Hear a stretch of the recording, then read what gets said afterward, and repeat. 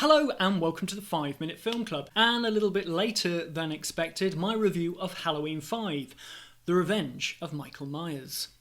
Halloween 5 takes place 1 year after the events of the last film. We start with a flashback to the end of that film with the police shooting Myers into a disused mineshaft. However, we see that he escapes into a river and sails away to an old hermit shack where he ends up recuperating until Halloween 1989. Quite what Michael and the old hermit do for that year, maybe play a bit of chess, bit of drafts, that kind of thing. Originally, this whole opening was different, and Michael Myers ends up in a cabin with a character called Dr. Death, a much younger actor, and it kind of throws in a lot more of the gothic elements that director Dominique Othenin-Girard really wanted to get from his entry in the series. But that was all cut by producer Mustafa Akkad and reshot, and so we get the old man with a parrot instead. In Haddonfield, little Jamie Lloyd is now living in a children's clinic after having tried to kill her stepmother. At the end of Halloween 4, there was a slight nod to the fact that something had passed between Michael and Jamie, and that she would become the killer, or at least Michael's sidekick killer, in part 5. But no one seemed to be really interested in that idea. So instead, Jamie has a sort of telekinetic link to Michael and has visions of him when he's just about to kill someone. Not a bad idea. I mean, this has been done to death in horror films by 1988, so it was nothing new at all. In fact, Friday the 13th Part 7 had gone completely carry with their entry A New Blood. What all of this means is that Jamie is now somehow mute for the entirety of the film, pretty much, and poor Danielle Harris just sort of flails about and is constantly in distress. Most of that distress comes from the fact that she's got Dr. Sam Loomis back, played by Donald Pleasance again, just terrorising the poor kid all the time. Why on earth are the nurses at this children's clinic letting this old man in to do this to the child, for goodness sake? What about your stepmother, Jamie? You love her, don't you? He made you stab her. This is the maddest Loomis gets, and it stops being funny by the end of the film. Well, anyway, Michael Myers, of course, returns to Haddonfield and sets about killing as many teenagers as he possibly can. New director to the series, Dominique Othenin-Girard, and a new director anyway, tried to add a few more interesting elements into a Halloween film. He wanted to make this more of a gothic tale in the vein of something like Frankenstein. And, that's not something that was ever in Carpenter's original. The fun and the fear of Michael Myers originally is the fact that he is a blank.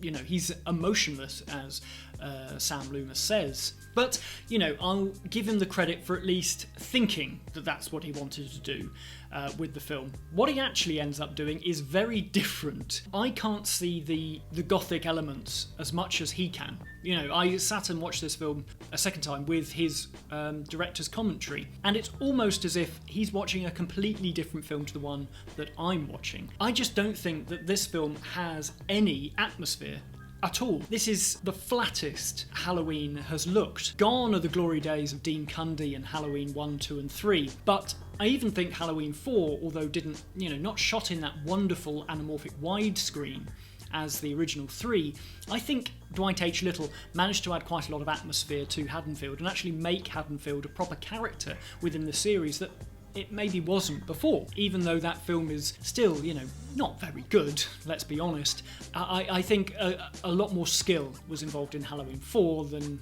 unfortunately, is present in Halloween 5. Dominique Othenin-Girard does attempt to tie Halloween 5 back to the original in some aesthetic moments, but it doesn't work very well. John Carpenter's Halloween is full of Michael Myers as this ominous presence.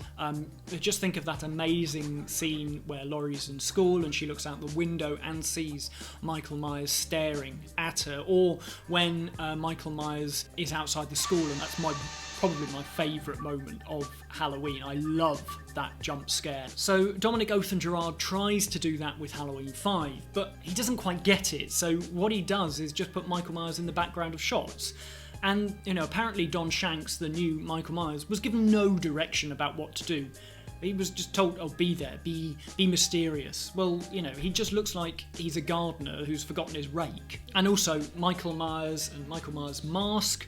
How on earth they can get the mask so wrong every single time. The look of Michael Myers is never consistent, and it's 4 and 5, he's just not as scary as parts 1 and 2. Throughout the making of this film, Moustapha Akkad was obsessed with the idea of making sure Halloween continued for as long as possible, and so he insisted that some sort of thing should just be thrown into the film that was mysterious, that could be picked up in Halloween 6 and launch the franchise into the future. What they came up with was a character called the Man in Black, or the Black Cowboy, you know, whatever, this character that just steps off the bus and walks around a bit, you know, smokes, kicks a dog, and has a mark, like a tattoo on his wrist, that we'll learn in Halloween 6 is the Mark of Thorn, a tattoo that also, for some reason, Michael Myers now has. Halloween 5 bombed at the box office, and I think it was a film that was rushed into production, you know, after the success of Halloween 4, and unfortunately a director that was very green. Anyway, the box office, as I say, wasn't very good for this film, and so Moustapha Akkad went back to the drawing board,